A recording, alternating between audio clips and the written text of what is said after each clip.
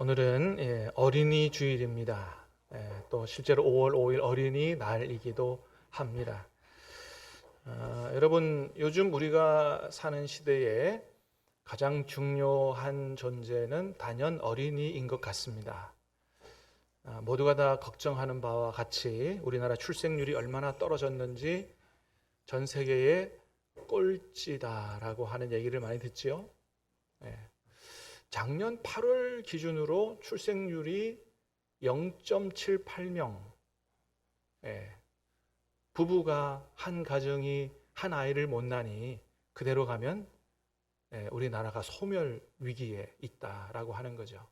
그래서 우리나라 출산율이 1%가 안 된다는 얘기를 미국의 어느 대학의 한 유명 교수가 듣고 머리를 감싸주면서 그런 얘기 했다는 거예요. 내 평생 이렇게 낮은 출산율은 들어본 일이 없다고 하면서 대한민국은 이제 완전히 망했구나, 그런 얘기를 했다는 겁니다. 그만큼 심각하다는 거죠. 그래서 어떻게 하면 출생률을 높일 수 있을까?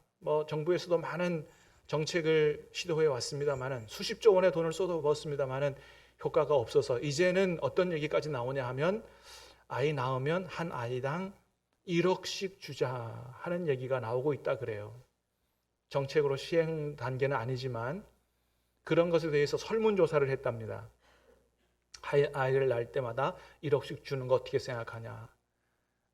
설문조사에 응답한 사람 60%가 찬성을 했다고 합니다. 그러니까 정말로 이제 한 아이 하나 낳으면 1억씩 받는 시대가 곧 올지도 모르겠습니다. 자, 그런데 여러분, 만일 그렇게 해서 정말 우리나라 출생률이 높아지고 아이를 많이 낳았다고 치십시다. 근데 그 아이가 다 제대로 건강하게 자라지 못하고 다 나중에 문제아가 됐다. 그러면 어떻게 되는 거죠? 적게 낳을 때보다 더 큰 문제가 생기는 거죠. 그래서 여러분, 아이 낳는 것보다 더 중요한 건 뭐예요? 그렇죠. 어떻게 하면 그 아이를 바르게 잘 키우느냐, 이게 훨씬 더 중요한 문제다라고 하는 것입니다. 요즘 우리 국민들이 많이 보는 프로그램 중에 하나가 어떤 거냐 하면 금쪽 같은 내 새끼. 옛날에는 우리 아이가 달라졌어요, 이런 프로그램이었던 것 같은데, 오은영 박사님이 나와서 이제 아이들 치료하는 그런 얘기인데, 거기 보면 별의별 아이들이 다 나오더라고요. 엄마를 째려보면서 당신이 내 엄마 맞냐고, 당신은 내 엄마 아니라고, 이런 아이도 있고요. 심지어는 부모에게 폭행을 가하는 아이들도 나오더라고요. 근데 여러분, 나중에 이 프로그램을 잘 보면 이 아이가 어디서부터 잘못됐는지를 잘 보면 나중에 그게 누구로부터 시작된 것임을 볼 수 있냐 하면 부모로부터 시작됐다라는 것을 보게 돼요. 아이가 잘못된 게 부모의 잘못이 크다라는 것을 보게 돼요. 그래서 어떤 경우는 이런 아이도 있더라고요. 이 아이는 한 6학년 정도 된 아이인데, 엄마는 아버지와 이혼하고 이제 아들과 함께 둘이 살아가는 그런 가정입니다. 이 아이가 공부를 꽤 잘합니다. 반에서도 상위권이고, 공부를 굉장히 열심히 하고 하루 1시간 정도 게임을 한다는 거예요. 근데 엄마가 그것을 못하게 하는 겁니다. 자기가 할 거 다 해놓고 잠깐 게임을 하는데 엄마가 못하게 하는 거예요. 아니, 못하게 하는 정도가 아니고 뭐라 그러냐면, 너는 게임 중독자다, 이렇게까지 얘기를 하는 거예요. 과도한 선행학습을 시키고 아이의 말은 일체 들어줄 생각을 안 하고, 때로는 엄마하고 말이 안 통할 것 같으면 엄마가 협박을 합니다. 내가 집에서 나가겠다고. 실제로 밤이 어둑어둑한데 엄마가 집을 나가겠다 그러는 거예요. 집을 나가서 내가 안 들어올 테니 알아서 하라고. 그래, 아이가 막 살살 빌다시피 사정을 해서 엄마가 시키는 대로 다 할 테니까 제발 집만 나가지 말라고. 그래서 아이가 집 나가려는 엄마를 현관까지 가로나가서 두 팔 벌려서 가로막았어요. 그거를 뿌리치고 엄마가 나가더라고요. 이야, 세상에 이렇게 비정한 엄마가 있나, 그런 생각이 들었는데, 물론 여러분, 이 엄마도 아버지 없이 혼자 아이를 어떻게든 잘 키우려고 하는 반로에서 그런 일들이 나온 것이라고 생각을 합니다. 자기 자식 일부러 그렇게 하려는 부모가 어디 있겠어요? 다 잘 키우려고 그렇게 한 건데 사랑이 지나치고 잘못된 표현으로 나타나면 그게 강요가 되고 집착이 되고 협박이 된다고 하는 것이죠. 근데 그런 강요, 집착, 협박 이거는 절대 사랑이 아니라는 것입니다. 사실 이 자녀 양육의 문제만 나오면 저도 늘 자신이 없어요. 제가 저를 생각해봐도 우리 아이를 정말 잘 키우고 있나 자신이 없어요.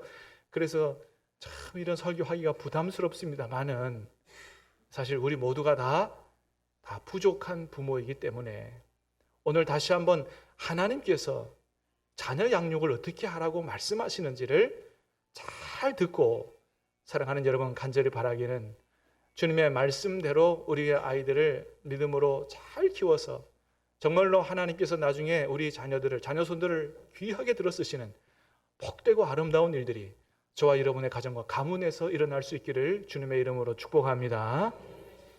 자, 주님의 말씀을 들어보십시다. 여러분 오늘 본문에서 주님이 우리에게 자녀들을 어떻게 키우라고 말씀하세요? 4절 말씀 다시 한번 읽겠습니다. 시작. 또 아비들아 너희 자녀를 노엽게 하지 말고 오직 주의 교훈과 훈계로 양육하라. 하나님의 말씀입니다. 너희 자녀를 노엽게 하지 말고 오직 주의 교훈과 훈계로 양육하라. 먼저는 자녀들을 노엽게 하지 말라는 거예요. 여러분 왜 자녀들이 부모들에게 화가 날까요? 여러 가지 이유가 있을 거라고 생각합니다. 자기 자신을 하나의 귀한 인격체로 대해주지 않을 때, 자기의 말을 무시하고 시키는 것만 하라고 강요할 때 아이들이 화가 나지 않겠어요? 또 부모님은 이렇게 하라고 가르치는데 부모님은 그렇게 안 해. 가르침하고 삶이 다른 것을 볼 때 아이들은 화가 난다라고 하는 거죠. 요즘 부모님들 간에는 자녀를 양육할 때 매를 들어야 되느냐 말아야 되느냐 이런 거 가지고 의견이 분분하다 그래요. 저희가 자랄 때만 해도 매를 많이 맞고 자랐어요. 그래서 그런지 요즘 부모들은 아이들을 잘 안 때리려고 그러죠. 매를 안 들려고 하지요. 그런데 간혹 매를 대는 부모들 중에는 그런 부모들이 있어요. 자기 화를 주체하지 못해서 너무 심하게 마치 아이들에게 자기 화풀이를 하는 것처럼 그렇게 매를 대는 부모들이 있다는 거죠. 여러분 그건 절대로 훈육이 아니라 그건 폭행이에요. 그건 아동학대라는 거죠. 절대로 그렇게 훈육해서는 안 된다고 하는 겁니다. 아이들도 맞는 아이들도 우리 부모가 나를 사랑해서 사랑의 매로 때리는지 분풀이로 때리는지 다 안다는 것이죠. 자, 그런데 여러분 오늘 본문에서 주님은 자녀 양육에 관해서 가장 중요한 핵심은 매를 대야 하느냐 안 대야 하느냐가 핵심이 아니라는 거예요. 그게 뭐라고요? 오직 주의 교훈과 훈계로 양육하라는 거예요. 사랑하는 여러분, 우리 자녀들을 오직 주의 교훈과 훈계로 잘 키울 수 있게 되기를 주님의 이름으로 축복합니다. 그러면 여러분, 주의 교훈과 훈계로 양육하라는 말이 무슨 뜻일까요? 이걸 잘 알아야 되지 않겠어요? 저는 옛날에 이 말씀을 어떻게 생각했냐 하면 아이들에게 하나님의 말씀 성경을 잘 가르쳐 줘라는 말씀으로 생각했어요. 틀리진 않아요. 그러나 이 말씀은 단순히 아이들에게 성경 잘 가르쳐라 하는 말씀이 아니라고 하는 겁니다. 이 말씀의 본뜻은 그걸 넘어서는 말씀이라는 거예요. 다시 말하면 이 말씀은 우리가 먼저 예수님을 잘 믿고 본이 되는 삶으로 아이들을 잘 가르치라 이런 말씀이라는 겁니다. 그래서 이 에베소서 5장 말미 6장을 쭉 읽어볼 때 하나님께서 우리에게 말씀하시는 이 인간관계의 핵심 그건 뭐라고 말씀하시냐 하면 바로 주 안에서 하라고 계속해서 말씀을 하신다는 거예요. 우리 수요일마다 이 말씀을 계속 들었습니다만은 자 다시 한번 보겠습니다. 여러분 에베소서 5장 22절입니다. 시작. 아내들이여 자기 남편에게 복종하기를 죽게 하듯 하라. 5장 25절입니다. 시작. 남편들아, 그리스도께서 교회를 사랑하시고 그 교회를 위해 자신을 주심같이 하라. 6장 1절입니다. 시작. 자네들아, 주 안에서 너희 부모에게 순종하라. 이것이 옳으니라. 6장 5절입니다. 시작. 종들아, 두려워 떨며 성실한 마음으로 육체의 상전에게 순종하기를 주 안에 그리스도께 하듯 하라. 공통점이 있다는 거예요. 다 아내가 남편에게 복종하기를, 남편이 아내 사랑하기를, 자녀가 부모에게 순종하기를, 다 뭐라고요?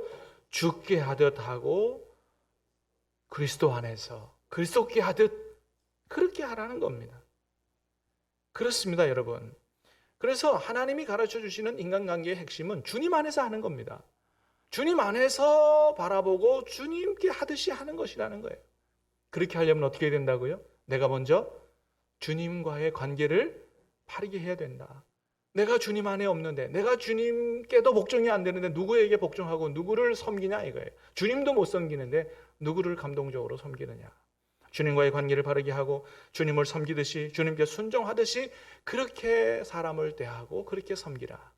그러면 대하기 껄끄러운 사람도 주님이 주시는 새로운 마음과 능력으로 섬길 수 있게 되고 사랑할 수 있게 된다라고 하는 것입니다.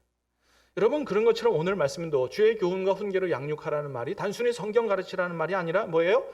내가 먼저 주님과의 관계를 바르게 하고 주님 안에서 우리 아이들을 대하고 본이 되는 삶으로 잘 가르치라라는 것입니다. 왜 그래요? 여러분, 자녀들은 부모의 말을 통해서 배우는 게 아니라 뭘 통해서 배운다고요? 부모의 삶을 통해서 배운다는 것입니다. 자녀는 부모의 뒷모습을 보고 배운다는 말이 바로 그런 말이잖아요. 말로 아무리 가르쳐도 부모의 삶을 통해서 배운다는 것이죠. 요즘에 세간에 참 듣기 훈훈한 결혼 소식이 있는데, 어제 결혼한 우리 서슬기 강태우 군의 결혼도 훈훈하지만 박위 송지은 씨가 결혼한다는 그런 얘기입니다. 여러분 잘 모르실 거예요. 남자분이 박위 씨고 여자분이 송지은 씨인데, 이 박위 씨는 위미라클이라고 하는, 우리는 다 기적이다, 이런 이제 유튜브 채널, 구독자가 70만이나 되는 대형 유튜브 채널을 운영하는 청년입니다. 이 청년이 2층에서 떨어져서 목을 다쳐서 하반신 마비가 돼서 휠체어를 평생 타야 되는 이런 청년이에요. 근데 이 청년이 이 여자 아이들이 그렇게 다 부러워하는 이 걸그룹, 걸그룹 시크릿 출신, 메인 보컬 출신 송지은 씨와 결혼을 한다는 그런 얘기입니다. 근데 신랑이 이 여인과 결혼을 하겠다고 마음먹은 배경이 있어요.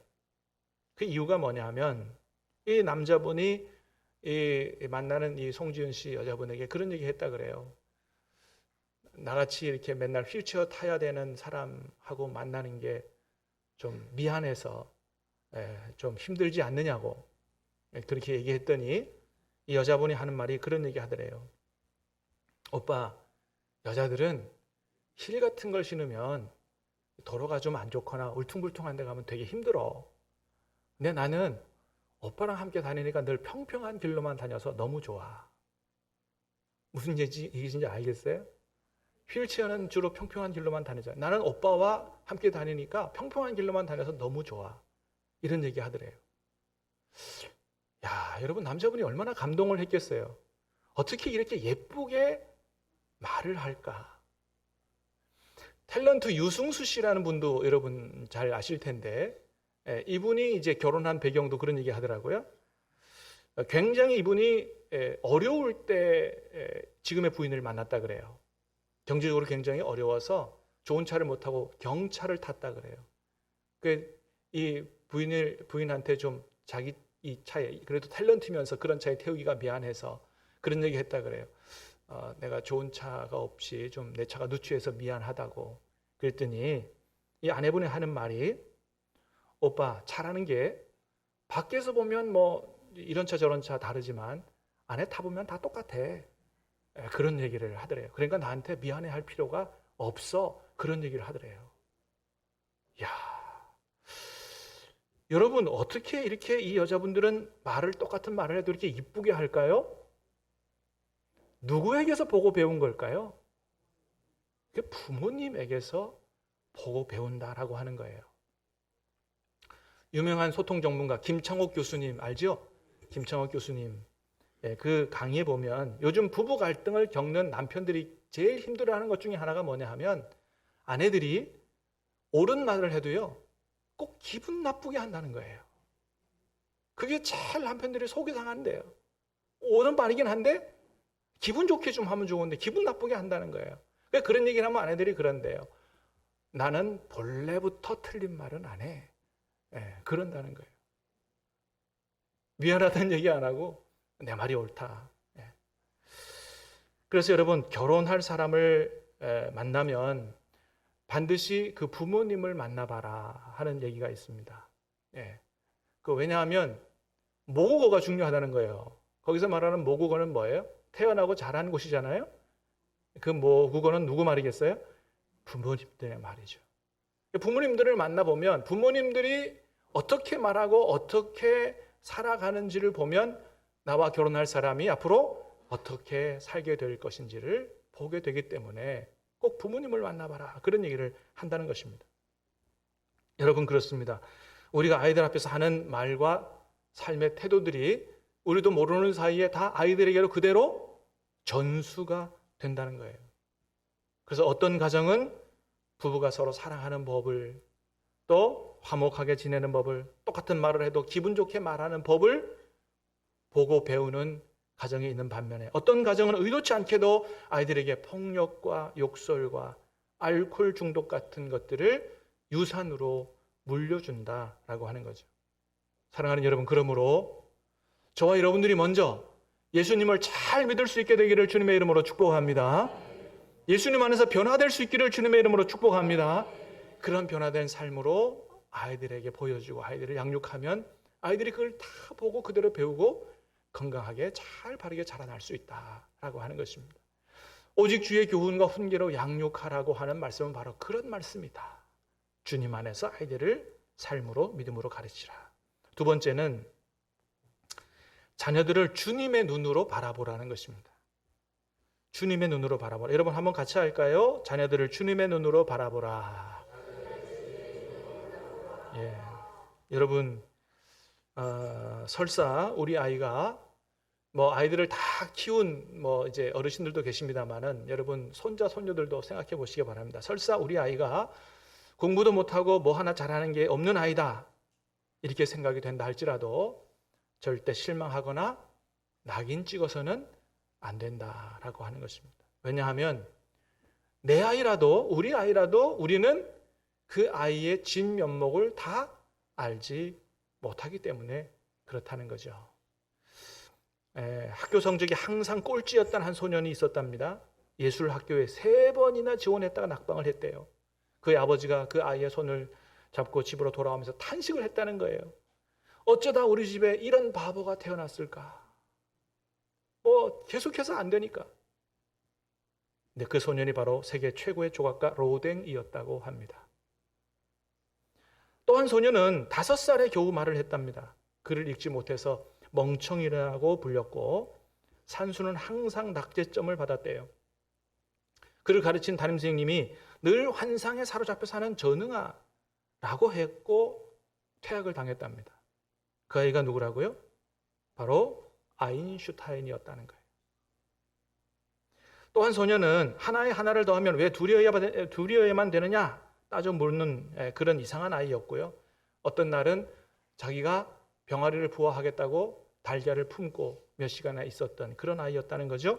마찬가지로 담임선생님에게 문제아로 낙인 찍히고 13살에 퇴학을 당했다는 거예요. 누구라고요? 발명왕 에디슨이라는 것입니다. 여러분 그래요. 우리도 우리 아이를 잘 모른다는 거예요.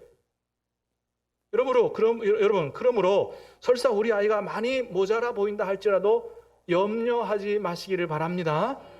하나님은 더욱더 여러분 그런 아이를 귀하게 들어쓰시기를 원하신다는 거예요. 믿습니까? 여러분 고린도전서 1장 27절 말씀 다시 한번 보겠습니다. 시작. 그러나 하나님께서 세상의 미련한 것들을 택하사 지혜 있는 자들을 부끄럽게 하시고 약한 것들을 택하사 강한 것들을 부끄럽게 하려 하시며 그렇습니다. 하나님은 세상 사람들이 보기에 미련한 사람들, 약한 사람들, 부족한 사람들, 이런 사람들을 택해서 하나님께서 더 귀하게 들어 쓰시기를 원하시는 분이라는 거예요. 여러분, 성경에도 보면 다윗은 그 아버지한테 별로 기대가 되지 않는 아들이었습니다. 사무엘 선지자가 다윗의 아버지 이새의 집에 와서 하나님께서 말씀하시기를 너의 아들 중에서 이 나라의 왕이 될 그런 아들이 있단다. 그러니 잘 준비하고 기다려라. 얘기했더니 그 아버지 이새가 다른 형제들은 다 준비를 잘 시켜놓고 다윗에게는 뭐라 그랬다고요? 너는 밖에 나가서 양이나 치고 있으라고. 그랬던 거죠. 그런데 여러분, 하나님 보시기에 누가 제일 하나님의 마음에 합한 사람이었습니까? 다윗이었다는 거죠. 하나님의 마음에 합한 사람, 그 다윗을 하나님이 이스라엘 왕으로 들어 쓰셨다는 것입니다. 아버지가 보기에 아니었던 사람이에요. 하나님 보시기에는 달랐다는 것이죠. 여러분, 모세는 어떻습니까? 그 시대적 상황이 그랬지만 모세 역시 자기 부모에게 버림을 받은 아이였습니다. 그런데 그런 그를 하나님께서 건져내셔서 하나님이 출애굽의 영웅으로 하나님이 들어 쓰셨다는 것입니다. 사랑하는 여러분, 우리 아이들이 우리 눈에 보기에는 어찌하든지 모두가 다 하나님의 형상대로 창조된 귀한 존재인 줄로 믿습니다. 우리가 모르는 지혜와 능력을, 은사를 하나님께서 우리 자녀들에게 넣어 놓으신 줄로 믿습니다. 그래서 우리 자녀들을 겉으로 드러나는 그 당시 아이들의 그 연약한 부족한 모습만 볼 게 아니라 주님의 눈으로 볼 수 있는 그런 은혜가 있어야 된다. 여러분, 그런 은혜가 저와 여러분에게 있게 되기를 다시 한번 주님의 이름으로 축복합니다. 마지막으로는 자녀들에게 예수님을 만나게 해주라라고 하는 겁니다. 여러분, 우리 아이들을 끔찍이 사랑해도 우리 아이들에게 우리는 최고의 부모, 완벽한 부모가 되기가 어렵습니다. 우리가 다 한계가 있기 때문에 그렇죠.